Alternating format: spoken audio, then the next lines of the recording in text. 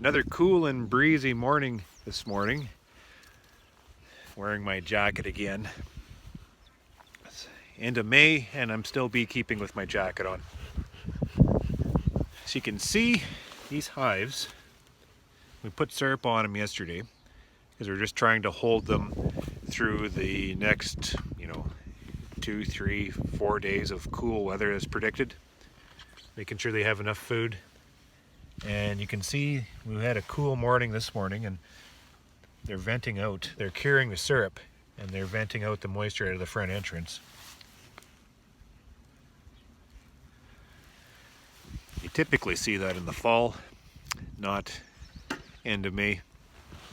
So at any rate, these hives we've been able to maintain their continual growth.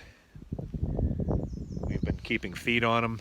We've been promoting everything we can to, excel that nest, to move it forward. But at the same time, they've had lots of pollen coming in, so they've had lots of natural feed coming in throughout. So we've been able to fill in the interruptions of that pollen inflow with supplement. And I know that our supplemental feeding has provided tremendous benefit.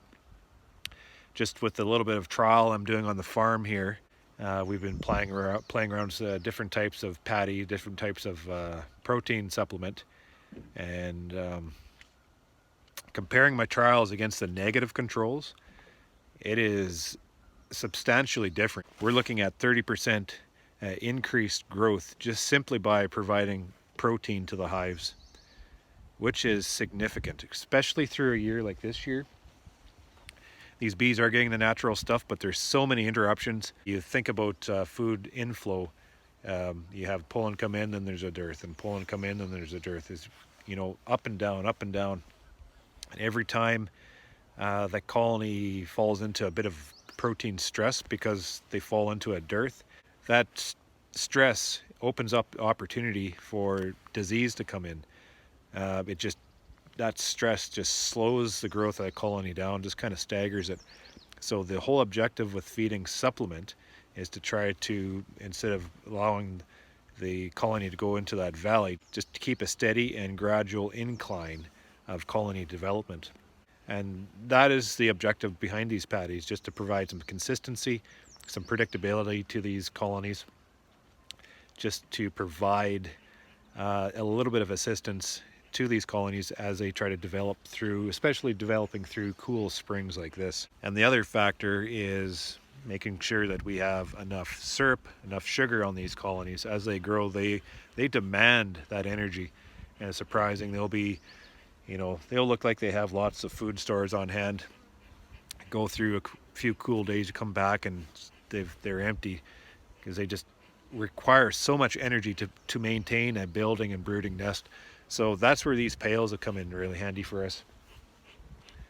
I like to open feed because it's a lot easier, a lot simpler, but when it's cold, you can't get that continual inflow of, sugar that they need. If they can't get it naturally, you can't get it from the open feeder, then we got to put it on the hive.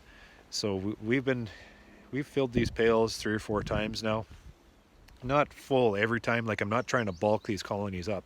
We're just trying to provide that steady food source to them, providing that steady source of food, just to provide it to them at all times when they need it, especially when it's cold, especially when they can't get outside.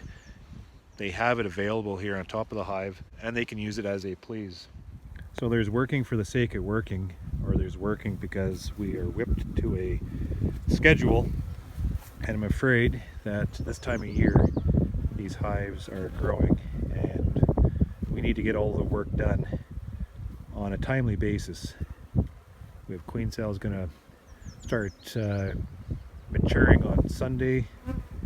We have hives that we had to get through and equalize. We have splits we got to take off. We have seconds we got to put on the entire apiary. So it means we have to work through conditions that aren't, as favorable as we would like to see them, which means we have to dig through these colonies in conditions that aren't suitable to work hives. It's a little bit cool right now. It's, what is it, 8 degrees, but it's cloudy, a little bit breezy. So that means that only the experienced beekeepers can work through these colonies, and we'll employ as many tricks as we can to assess them as we go through and get the work done as we need it. But my bees aren't made of sugar either. Like, they can take a little bit.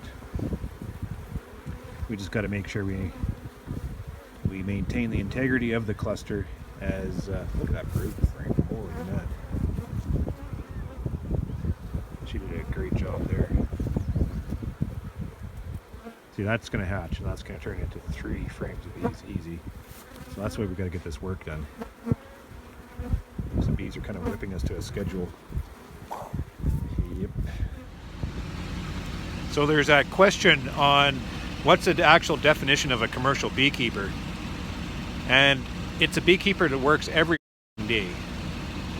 We are just getting soaked right now, just trying to finish up the last little bit here. And absolutely enjoying this rain.